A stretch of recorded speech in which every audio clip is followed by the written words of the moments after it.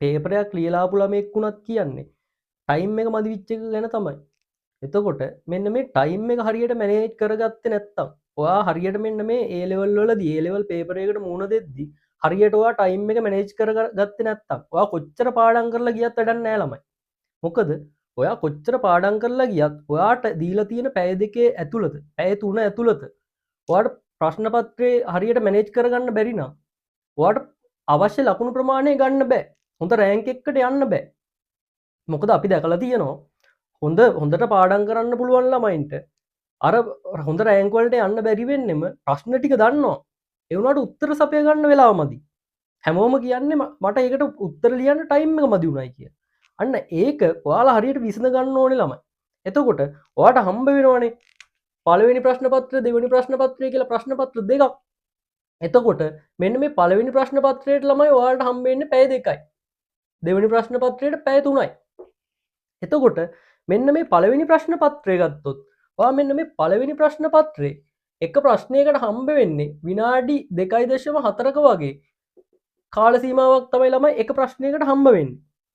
එතකොට ඔය MCQ එකට හරියට පිළිතුරු සපයන්න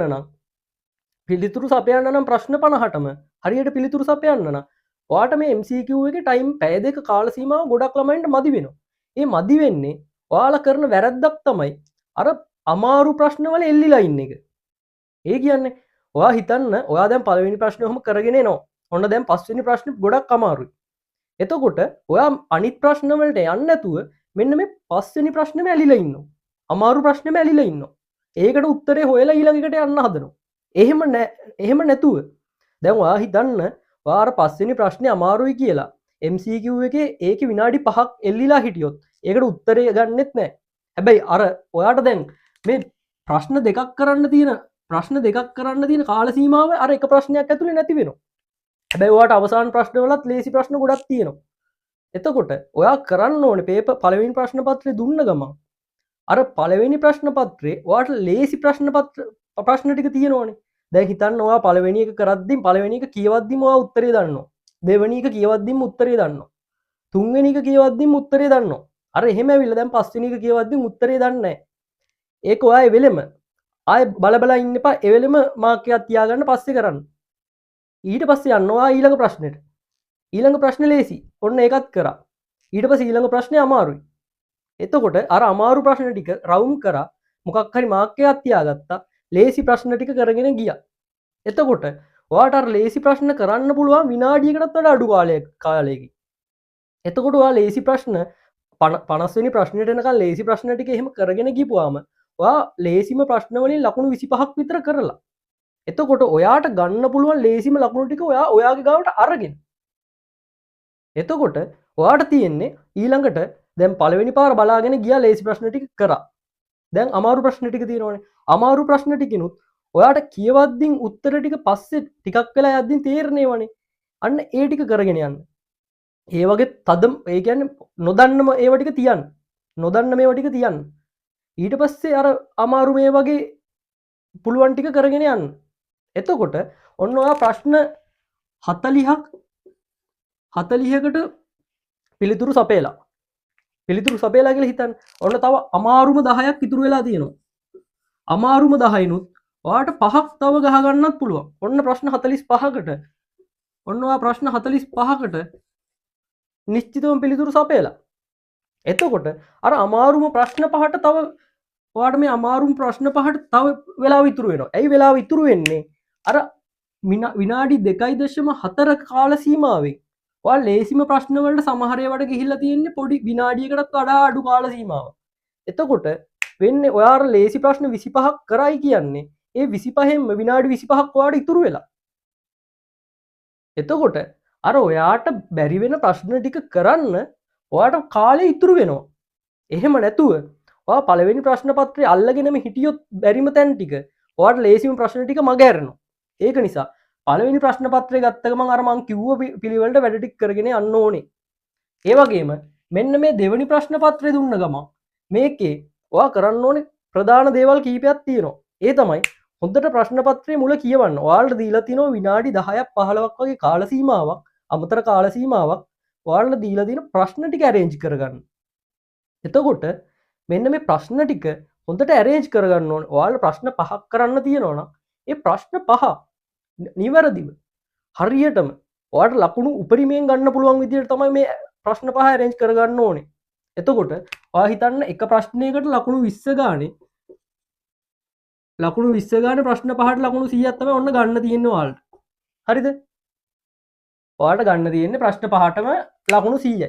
හැබැයි ඔයා නිකම්ම පේපරේ දුන්න ගමන් පළවෙනි ප්‍රශ්නෙට අත ගැහුවොත් ඔයා පළවෙනි ප්‍රශ්නෙට අත ගහලා දෙවෙනි ප්‍රශ්නෙත් කරලා තුන්වෙනි ප්‍රශ්නෙත් කරලා එහෙම කරොත් ඔයා දන්නෙත් නෑ සමහර වෙලාවට ඔයා නොදැන අවසාන ප්‍රශ්න ලේසි ඒවා. එතකොට අර කරන්න ගිහපු වෙලාව එක ප්‍රශ්නයකට ගිහපු වෙලාව ආයෙ ගන්න බෑ.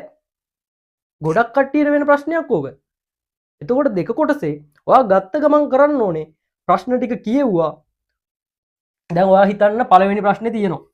ඔයාට මේ පළවෙනි ප්‍රශ්نين ඔයාට ගන්න පුළුවන් ලකුණු ප්‍රමාණය බලන්න. ඔයාට පෙන්නලා තියෙනවානේ අණු කොටස් වලට ලකුණු 2යි ලකුණු 3යි එහෙම. එතකොට ඔන්න ඔයාට මේ එකේ අණු කොටස් වල රෝම ඉලක්කම් යටතේ ආයන්න කියලා කොටස් දෙකක් තියෙනවා. ඊට පස්සේ මෙන්න මෙහෙම දෙවෙනි රෝම ඉලක්කම යටතේත් ආයන්න ඔහම තියෙනවා. ඒකේ දැන් ඔයාට එකකින් ලකුණු 3ක් ඔන්න ෂුවර් නැහැ. මේකේ ලකුණු ෂුවර්. ඔහොම එකතු කරලා ඔයා බලන්න පළවෙනි ප්‍රශ්නෙට ඔයාට ලකුණු 20න් කීයක් ගන්න පුළුවන්ද කියලා. මං කියන එක තේරෙනවනේ. අර ලකුණු 20න් ඔයාට කීයක් ගන්න පුළුවන්ද කියලා ඔයා බලන්න ඕනේ. හරිද? එතකොට මෙන්න මෙහෙම ඔයාට ලකුණු 20න් ඔන්න සමහර පළවෙනි ප්‍රශ්නෙට ඔයාට පළවෙනි ප්‍රශ්නෙට ගන්න පුළුවන් ලකුණු 10ක්. හරිද? දෙවෙනි ප්‍රශ්නෙට ඔයාට ගන්න පුළුවන් ලකුණු 18ක්. ඔන්න තුන්වෙනි ප්‍රශ්නෙට ඔයාට ගන්න පුළුවන් ලකුණු 15ක්. ඔයාට හතරවෙනි ප්‍රශ්නෙට ගන්න පුළුවන් ඒත් ලකුණු 15ක්. පස්වෙනි ප්‍රශ්නෙට ඔයාට ගන්න පුළුවන් ලකුණු 8යි. ඔහොම ඔයා බලන්න ඉස්සෙල්ලා ප්‍රශ්න ටික හොඳට ඇරේන්ජ් කරගන්න. අන්න ඊට පස්සේ ඔයාට වැඩියෙන්ම ලකුණු ගන්න පුළුවන් පහට හරි දාගන්න. අන්න ඒ ප්‍රශ්න පහ කරන්න පටන් ගන්න. එතකොට ඒ ප්‍රශ්න පහ කරා කියන්නේ ඔයාට ෂුවර් පිට ලකුණු ටික එනවා. ඔයා හිතන්න ඔයා දැන් ගත්ත ගමන් පළවෙනි ප්‍රශ්නේ ලකුණු 10යි එන්නේ. එතකොට අර ලකුණු ඔයාට අනිත් ඒවාකින් ගන්න පුළුවන් chance එක නැති වෙනවනේ. ලකුණු 5ක් වුණත් ඔයා හිතන්නේ ලකුණු 5 කියන්නේ ඔයාගේ හොඳ රෑන්ක් එකක් උඩට යන්න තියෙන chance එක. ඒක නිසා මේ පේපරේට මුහුණ දෙන්න කලින් හරියට ප්‍රශ්න ටික arrange කරගන්න. ඊට පස්සේ ඔයා ප්‍රශ්න ටිකට උත්තර ටික ලියාගෙන ගිහිල්ලා ලේසිම ප්‍රශ්න ටිකට උත්තර ටික ලියාගෙන ගිහිල්ලා ප්‍රශ්න පහ හරියට කරගන්න. ප්‍රශ්න පහක් කරලා අර අමාරු කොටස් ඉතුරු කරන්න. දැන් ඔයා මේ දෙවෙනි ප්‍රශ්නේ ලකුණු 18ක් පුළුවන්නේ. ලකුණු 2යිනේ මිස් වෙන්නේ. ඒ දෙක තියලා ප්‍රශ්නේ කරන්න. ඔයාට මේ ඉස්සල්ලාම වැඩියෙන් ලකුණු ගන්න පුළුවන් ප්‍රශ්න ටික කරන්න. ඊට පස්සේ ආයෙ ඔයා ප්‍රශ්න පත්‍රය කරලා ඉවර වෙලා ආපහු මුලින් ඉඳන් එකින් එක බලන්න. එතකොට ඔයාට ටයිම් එක ඉතුරු වෙනවා. මොකද ඔයා ප්‍රශ්න ටික හරියට arrange කරගත්තා කියන්නේ ප්‍රශ්න ටික ඔයාට ෂුවර් ප්‍රශ්න ටික තමයි ඔයා කරන්නේ.